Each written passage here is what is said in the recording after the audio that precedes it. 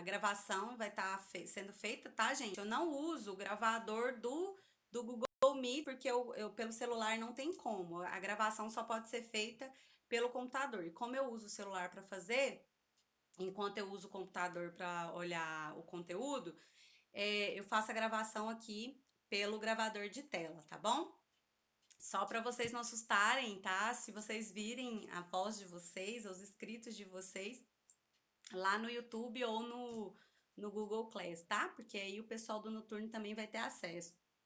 Não que eu não darei a mesma aula, só que eu não vou gravar as duas. Eu acho que não tem necessidade, né?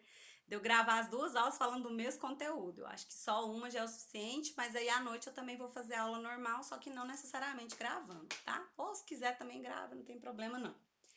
Então, eu já tinha deixado esse material com vocês, né, há um tempo, até disfunções cardiovasculares adquiridas, que é a aula de hoje, né? Eu já vou ver se eu coloco a aula da semana que vem,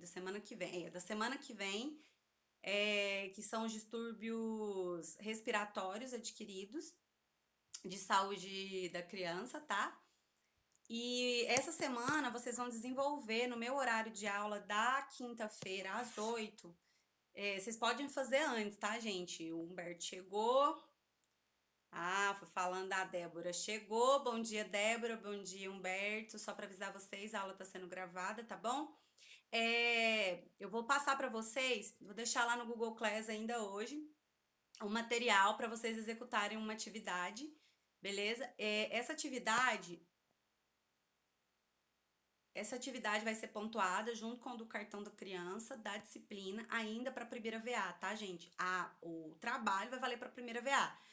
A partir de hoje, o conteúdo ministrado vai ser já para a prova da segunda VA. Então, tudo que vocês aprenderam no passado, né, lá em sala de aula e também nas aulas online, né, na aula virtual, das semanas anteriores já é para a primeira VA.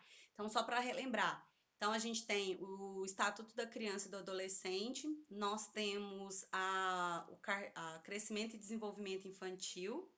Deixa eu só abrir aqui, que tá aqui aberto, que é mais fácil. Falei agora, né? Então, Estatuto da Criança e do Adolescente. Uhum.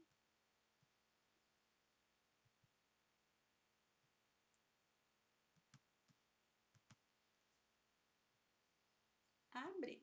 Isso. Então, Estatuto da Criança e do Adolescente, Crescimento e Desenvolvimento Infantil, Caderneta da Criança, Cartão de Vacina da Criança, Nutrição Infantil, Acidentes em Domicílio, Prevenção à Violência e Violência contra Criança e Adolescente, né? E aí, o último seria as Diretrizes Nacionais de Atenção à Saúde do Adolescente, que é o conteúdo do trabalho que vocês vão executar, tá? Apesar de ter slide, tá, gente? Ele é bem simples e o que eu queria propor mesmo é um trabalho voltado para o uso de drogas, tá? Uso de drogas na adolescente, drogas e prostituição na adolescência. Por isso que eu coloquei esse link aqui. Então, até esse conteúdo vai ser ministrado, vai ser cobrado na primeira VA. Deixa eu ver se tem alguém fazendo pergunta. Bom dia, que matéria que é? Débora, é saúde da criança, amor.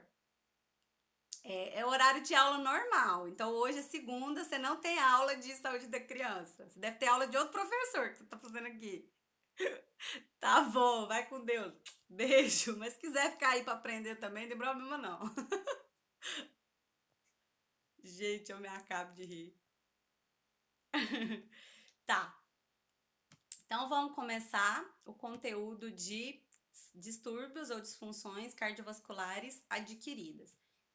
Quando a gente fala de disfunções cardiovasculares, o que eu acho que a gente precisa dar uma relembrada acerca do funcionamento do sistema cardiovascular. Então, para a gente relembrar isso, eu queria que vocês tentassem desenhar aí no caderno de vocês um coração, certo? Com as cavidades deles. Então, quantas cavidades tem um coração? Vocês podem ligar o áudio, tá, gente? É porque esse primeiro momento vai ser da gente ter uma pequena revisãozinha. Aí ninguém vai abrir o áudio. 4, Gabriele. Vocês querem escrever? Se vocês acham mais fácil escrever, beleza. Vai lá, Laura. Quantas cavidades? Eu não sei. Não sabe? Não lembro. Quantas cavidades ocas tem o coração?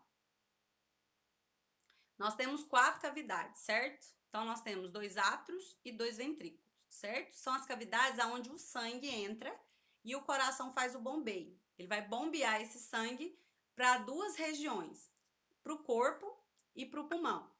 O sangue que vai para o pulmão, ele tem a função de ser oxigenado, porque ele está rico em CO2, ele tem presença de gás carbônico.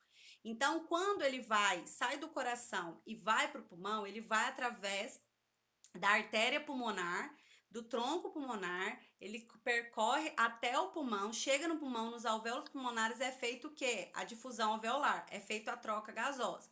O CO2 que está presente na corrente sanguínea, ele vai sair da corrente sanguínea para ser eliminado através da expiração, e o oxigênio que você captou pela inspiração, que entrou, que está dentro dos pulmões, ele vai adentrar para a corrente sanguínea e vai retornar ao coração. Ele vai retornar ao coração por meio das veias pulmonares, tá? Então, ele retorna para o coração pela veia pulmonar, que vai ter um sangue presença de oxigênio. Esse sangue que veio pela veia, ele vai desembocar no átrio esquerdo. Depois, através da válvula mitral, ele vai desembocar ou ele vai cair, né, no relaxamento, a válvula vai se abrir e o sangue vai cair dentro do ventrículo esquerdo. Quando o sangue está no ventrículo esquerdo, o coração ele vai bombear, né, ele vai fazer a contração ventricular, e essa contração ventricular vai empurrar o sangue que está presente tanto no ventrículo direito quanto no esquerdo para as artérias. Só que do ventrículo direito, como eu já disse, é a artéria pulmonar. Então, ele sai do ventrículo direito e vai para a artéria pulmonar. O sangue que está no ventrículo esquerdo, ele vai para a artéria aorta. Então, o sangue que vai para a artéria aorta, que tem oxigênio, ela vai circular todo o sangue, ou todo o corpo, através de vários tipos de artérias, né? Artérias calibrosas, elas vão diminuindo, diminuindo até formarem arteríolas. Por toda a extensão do corpo, para todos os órgãos, né? Depois que você fez o processo de oxigenação celular, essas células, elas eliminam também toxina. Uma dessas toxinas é o CO2, que foi metabolizado pela respiração celular. Então, esse CO2, ele vai cair na corrente sanguínea e ele precisa ser eliminado. Através do quê? Das veias. Então, aonde é feita essa segunda troca? Chamado hematose. A hematose, ela é feita nos capilares que estão distribuídos pelo seu corpo todo. Então, esses capilares é feito a captura, né, a troca entre o CO2 e o O2. O CO2, ele que estava na corrente sanguínea, o CO2 não, o O2 que estava na corrente sanguínea vai para as células e o CO2 que foi eliminado vai para a corrente sanguínea. Gente do céu, agora que eu percebi o negócio, deixa eu só colocar aqui, que eu estava usando meu 3G. Bonito, né? Isso que ia demorar horrores. Pera aí, vamos ver se volta. Se eu não caio. Ih, lascou. Vocês estão me ouvindo?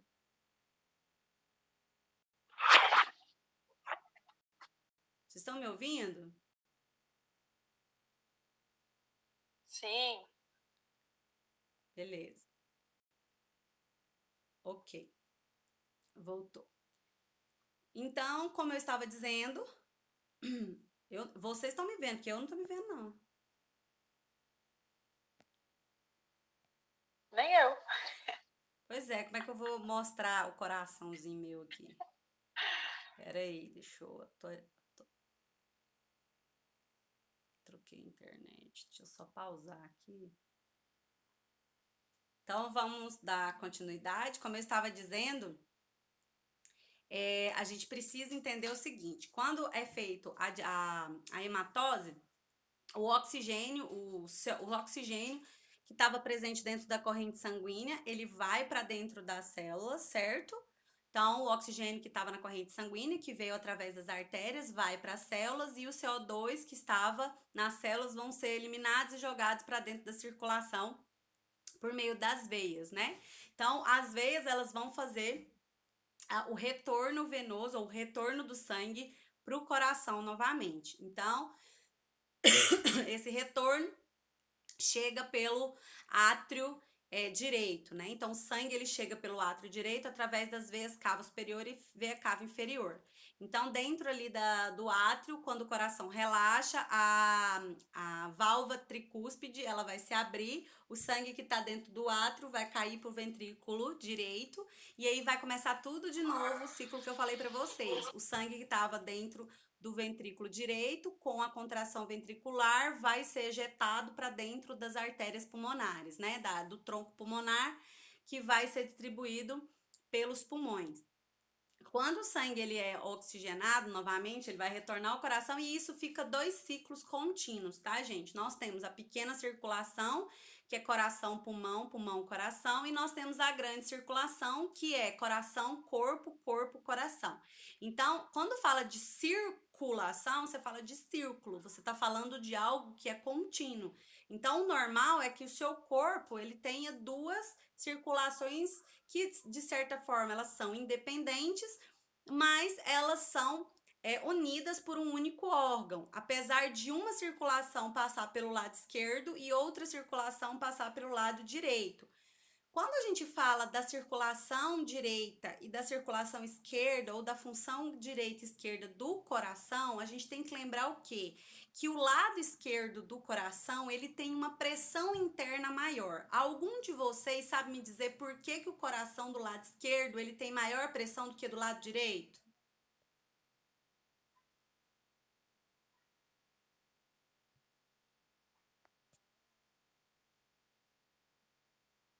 Não, eu adoro é as caras. Agora eu tô vendo os rostos de alguns, todo mundo com cara assim, oi? Como assim? Do que ela tá falando? Para bombear o sangue para o corpo todo. Isso, Salma, exatamente o que a Salma falou, gente. A pressão existente do lado esquerdo, ela é maior porque o corpo, ele vai precisar, o coração vai precisar de uma pressão maior para conseguir ejetar o sangue para o corpo todo. Já do lado direito, essa pressão, ela precisa existir, ela é um pouco menor, porque eu só preciso ejetar o sangue para dentro dos pulmões, que estão ali parcialmente do lado, né? O coração se localiza no mediastino e o pulmão se localiza posteriormente, localizado do lado direito e do lado esquerdo do corpo, tá certo? Então é isso, por isso que o lado esquerdo ele tem maior pressão. É bem importante vocês lembrarem disso, por quê? Porque quando eu for dar aula lá na saúde do RN, que eu for falar das cardiopatias congênitas, a gente vai lembrar um pouquinho dessa pressão, porque que o lado esquerdo ele tem maior pressão e que isso pode prejudicar em vários tipos de malformações, tá? Ok? Entenderam? Então vamos dar continuidade. Devido a isso, as crianças que são o público que nós estamos trabalhando, elas têm 2 grupos de distúrbios. Nós temos os distúrbios congênitos e os distúrbios adquiridos. Quando eu falo de distúrbios congênitos, eu estou falando de todos aqueles distúrbios que são formados, na grande maioria das vezes, por má formação estrutural do coração ou dos vasos sanguíneos, tá certo? Então, essas má estruturações ou má formações é devido à estruturação do embrião, do feto, lá dentro da vida congênita, lá dentro da vida intrauterina. Então, esses distúrbios, essas doenças serão aplicados dentro da a saúde do RN. Já aqui, a gente vai fazer as doenças adquiridas. Todas as doenças que forem cardio ou vasculares ou cardiovasculares, elas serão aplicadas das crianças depois que elas nasceram. Elas nasceram normalmente sem ser a doença que ela nasceu com ela já, mas uma doença que ela manifestou após o nascimento, beleza? Então, essas são as doenças adquiridas. Porém, vou dar uma estimativa aqui de 75% das crianças que manifestam cardiopatias adquiridas, ou seja, distúrbios cardiovasculares adquiridos, problemas relacionados ao coração, é evidenciado devido a problemas congênitos. A criança nasce com uma cardiopatia, lá uma má formação do coração, e essa cardiopatia desenvolve uma outra doença, uma outra manifestação que é relacionado ao problema base dele, que é a má formação congênita, beleza? Então, na grande maioria dos casos, as crianças que apresentam distúrbios adquiridos, eles foram adquiridos não por desgaste ou por uso indevido do corpo, como é o caso dos adultos. Quem já fez saúde do adulto lá comigo, vocês lembram que as doenças mais comuns cardiovasculares, elas são decorrentes do quê? Do problema que a pessoa tem durante todo o processo de vida, né? É ali depois dos 35 anos, no qual a pessoa tem as doenças crônicas não transmissíveis, que causa danos ao coração devido ao quê? A hábitos de vida mal realizados. A pessoa tem maus hábitos de vida. E ter maus hábitos de vida vai desencadeando alterações nas suas artérias, nas suas veias, no seu coração. Já o bebê ou a criança, ela não tem isso, porque ela não teve o tempo suficiente para destruir o corpo dela ainda. Então, por que ela apresenta mesmo assim essas doenças se ela ainda é jovem? Ela ainda está em processo ainda de até maturação daqueles órgãos.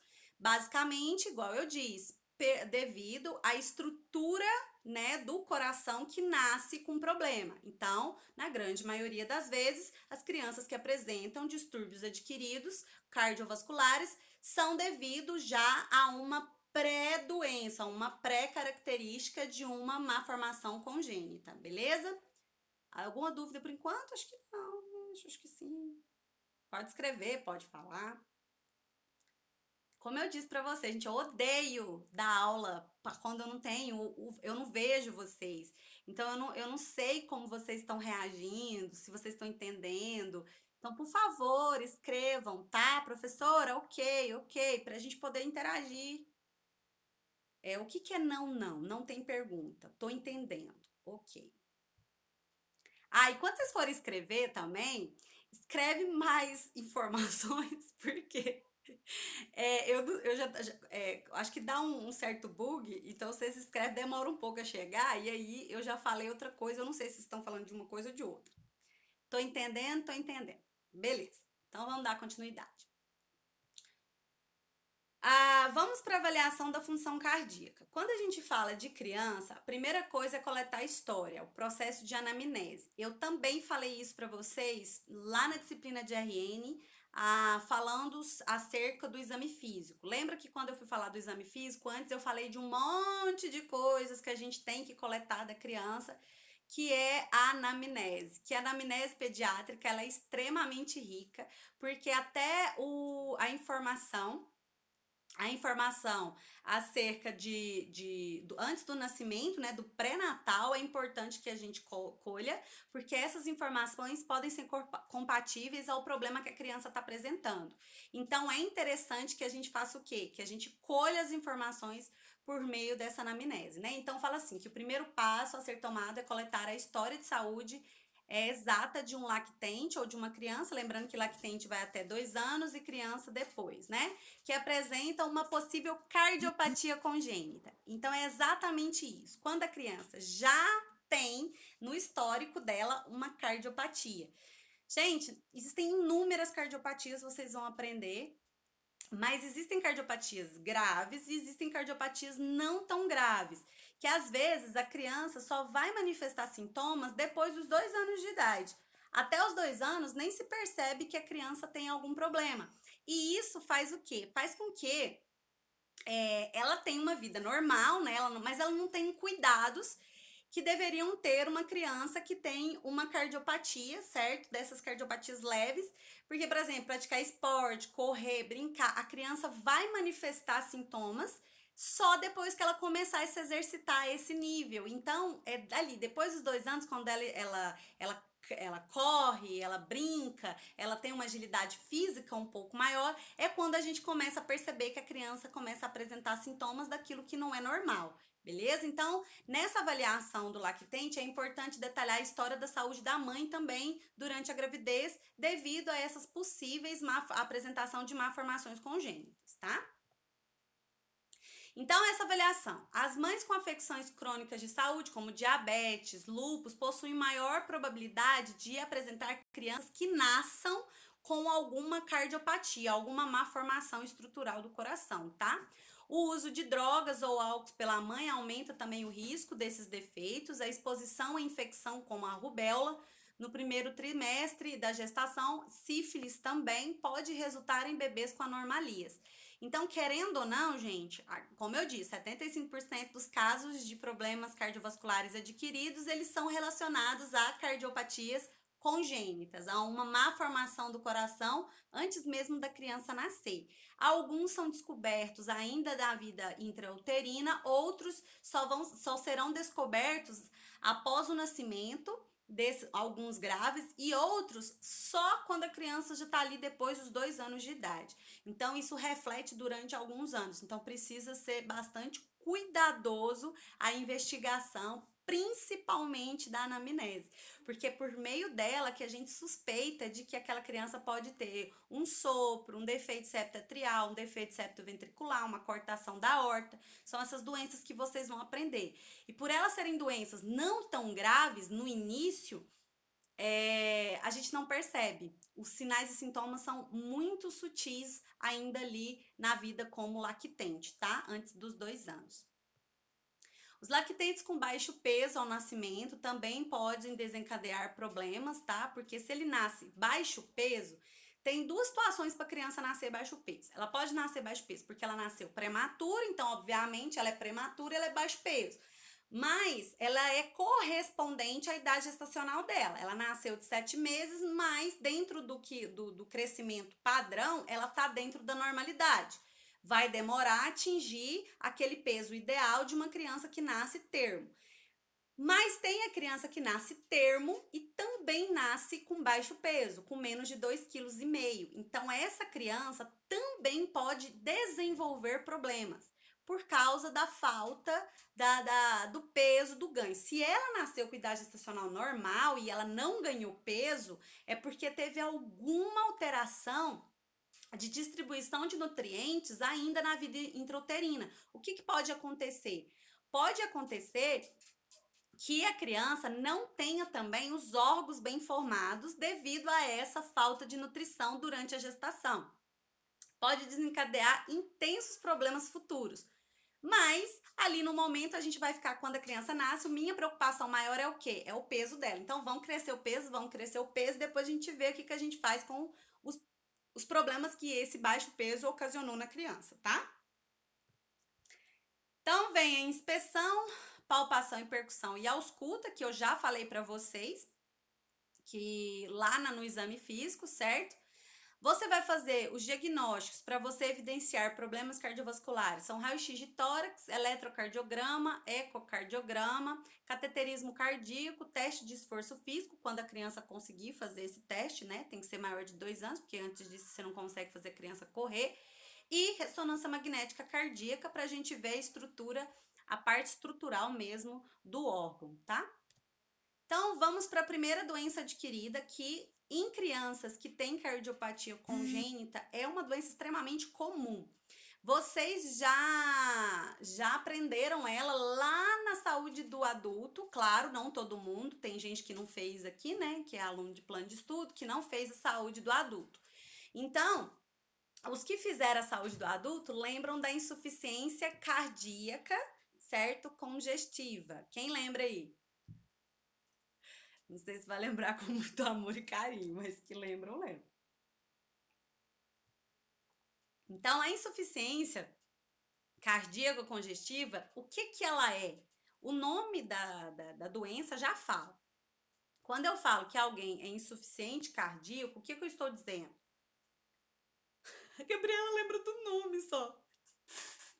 Hein, gente? Nada?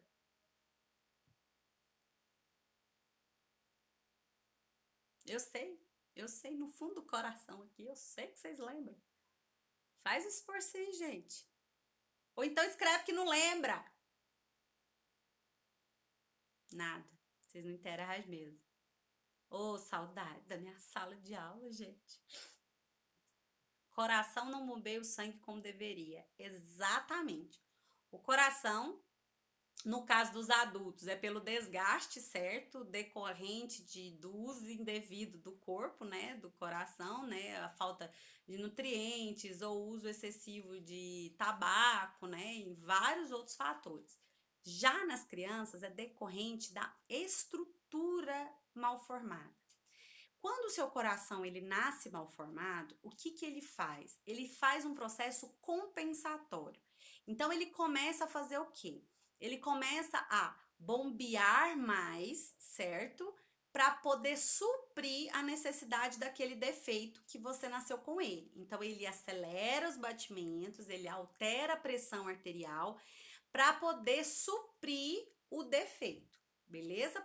Quando eu estiver falando do defeito, eu vou voltar aqui. Mas aí, o que vai acontecer? Devido a um tempo naquele desgaste, porque ele vai trabalhar mais, então ele vai trabalhar mais, ele vai trabalhar mais. Por exemplo, a criança tem 4 anos de idade, é como se ela tivesse 40, certo? O coração dela, de tanto que ele trabalhou a mais para suprir a necessidade por ter um defeito na estrutura dele. Beleza? Então, isso vai provocar um futuro ou um problema de insuficiência cardíaca.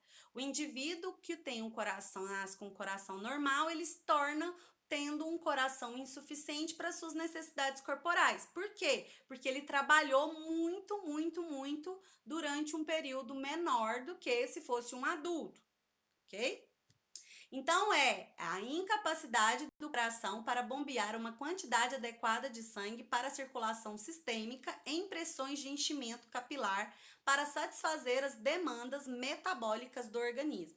Quando eu falo de enchimento capilar ou enchimento dos capilares ou do sangue, esses enchimentos normais é de você encher o vaso suficiente, causando uma pressão dentro do vaso por meio do quantitativo de sangue. Oi, Axa, bem-vinda. Estou falando da insuficiência cardíaca, tá? Então, nas crianças é mais comum, como eu disse, por defeitos congênitos. Então, a insuficiência cardíaca também pode ocorrer por causa da demanda excessiva sobre o músculo cardíaco normal. Como? Aí essas duas situações que eu vou falar para vocês não é situações provocadas por malformações. Então, aí o ICC, ou insuficiência cardíaca, ela pode ser manifestada em crianças por 3 situações mais prováveis. Primeira, quando a criança tem um distúrbio congênito, nasce com uma má formação da estrutura do coração ou dos vasos. E as outras duas, que não tem nada a ver com a estrutura, não tem nada a ver com nascer com um defeito congênito, que é sepse, que é quando você tem uma infecção generalizada, ou quando você tem uma anemia grave, certo? Aí, quando eu for falar da aula de anemia, eu vou explicar, porque na anemia nós temos vários tipos de anemia. A mais comum, que vocês mais conhecem, é a anemia ferropriva. Mas a anemia, ela pode ser por vários tipos de falta ou decorrência de vários problemas no corpo.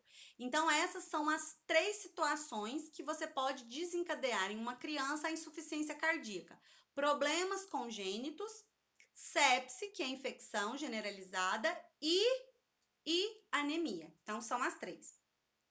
Continuando.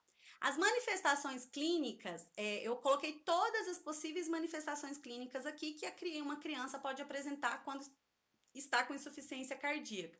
Não significa que a criança precise apresentar todas essas manifestações clínicas. Na grande maioria das vezes, ela vai apresentar quase todas. Taquicardia.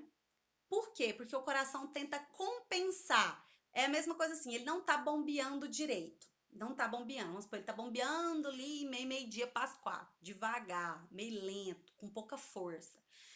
Ele está batendo com pouca força, o meu organismo, o meu cérebro, ele vai entender o quê? Que eu preciso bombear mais vezes para compensar a pouca ejeção, ou seja, a pouca força que está fazendo o sangue não mandar em grandes quantidades necessárias para a sobrevida do indivíduo. Então, eu bombeio mais vezes para compensar a pouca ejeção, ou seja, a pouca força que o coração está fazendo, porque ele está com a musculatura meio fraca devido à insuficiência, tá?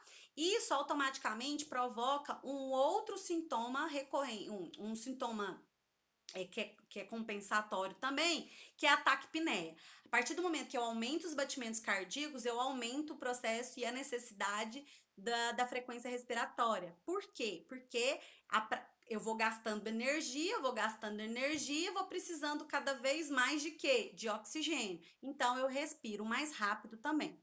Faço aumento da frequência cardíaca e também aumento a frequência respiratória.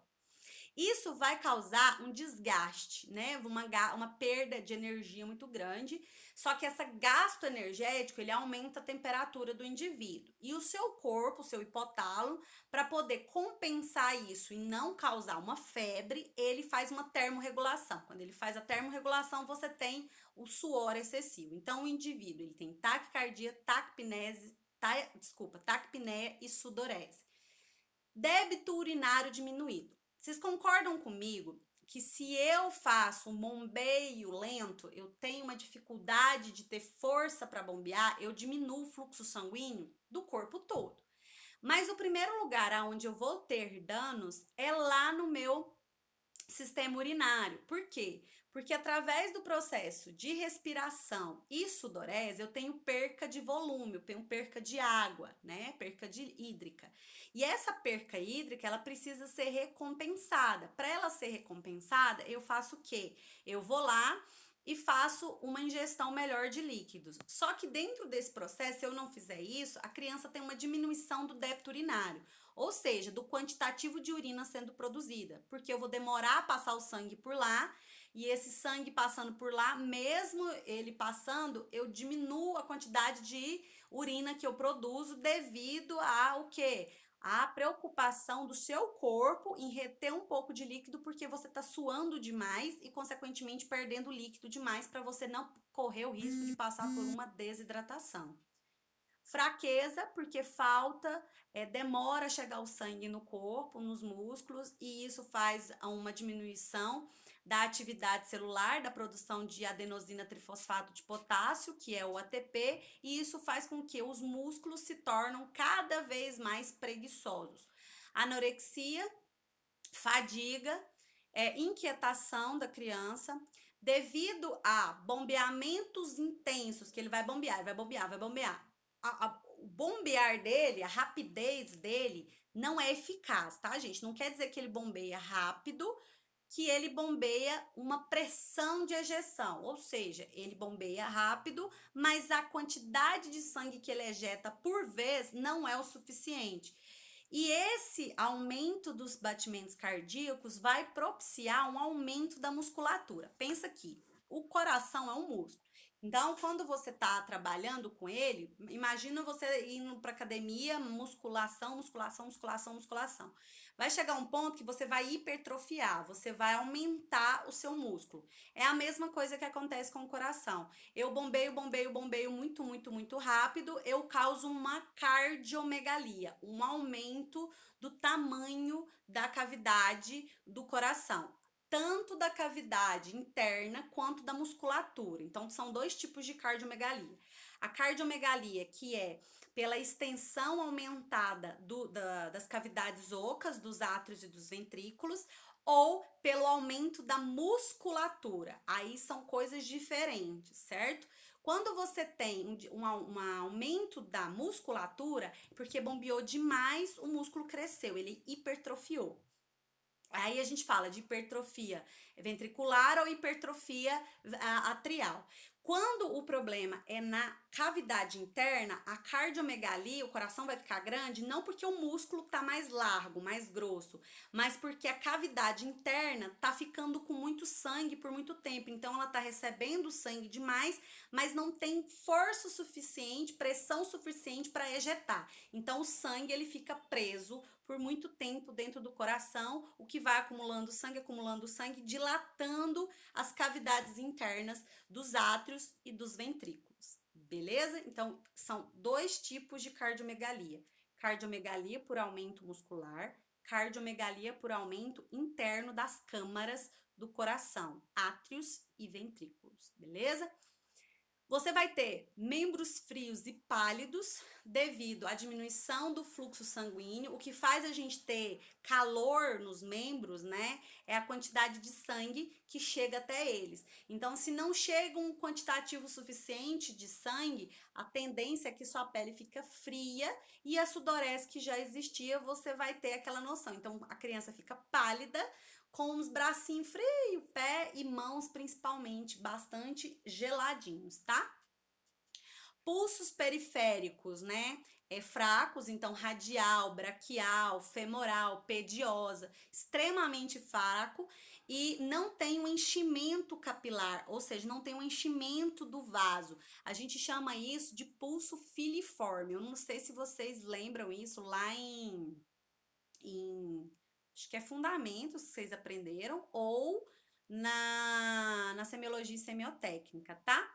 Mas vocês devem ter visto isso, que é o pulso cheio ou o pulso filiforme, que é quando você vai tentar fazer a verificação do pulso, você custa a sentir a pulsação, mas ela existe. O problema é que você não consegue sentir devido ao não enchimento do vaso, não enche o suficiente, não tem pressão lá dentro daquela artéria para que você sinta a pulsação ali, tá bom?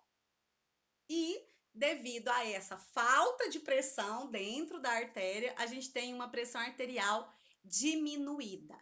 Então, na insuficiência cardíaca, a PA é a única que é diminuída. Ó, eu tenho aumento dos batimentos cardíacos e eu tenho aumento da frequência respiratória, mas eu não tenho aumento da pressão arterial. Pelo contrário, é essa pressão que eu precisaria ter para resolver todo o problema. Eu não tenho, por quê? Porque o coração não tem força de ejeção. A musculatura dele pode até estar grande, mas ela é flácida, ela não consegue bombear por algum tipo de problema. Ou por defeito congênito, e aí causou um desgaste por longo tempo, ou por infecção ou anemia, beleza? Até agora tá tudo bem?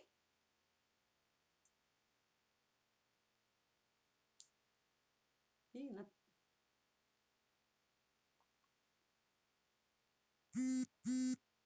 Tudo bem, tudo bem. Tudo certo. Então vamos lá.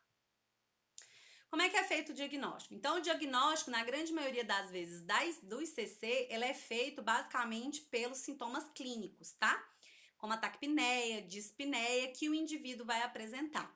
Mas uma radiografia do tórax da criança, você também pode conseguir evidenciar a cardiomegalia, e aí você consegue evidenciar a insuficiência cardíaca. A insuficiência cardíaca, pessoal, ela não existe sem ser por outra causa base. Então, ela é uma evolução de um problema. Então, como eu disse, se a cardiomegalia ela for por defeito congênito, para eu resolver ela, se a insuficiência, desculpa, se a insuficiência cardíaca ela for por um defeito congênito, eu tenho que descobrir qual o defeito para conseguir tratar a criança e, consequentemente, diminuir o risco de falência do coração.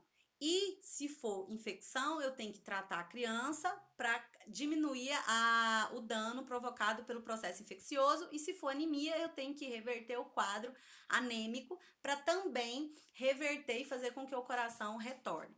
O indivíduo que entra em insuficiência cardíaca significa que ele não volta? Não, ele pode voltar, tá, gente? Se for diagnosticado rápido e se for feito o tratamento da causa base do problema, da insuficiência, a criança volta a ter um coração normal e funcionando normalmente, tá bom? Mas aí eu tenho que descobrir rápido para que o desgaste não seja permanente e a criança precise de um transplante cardíaco ainda na infância.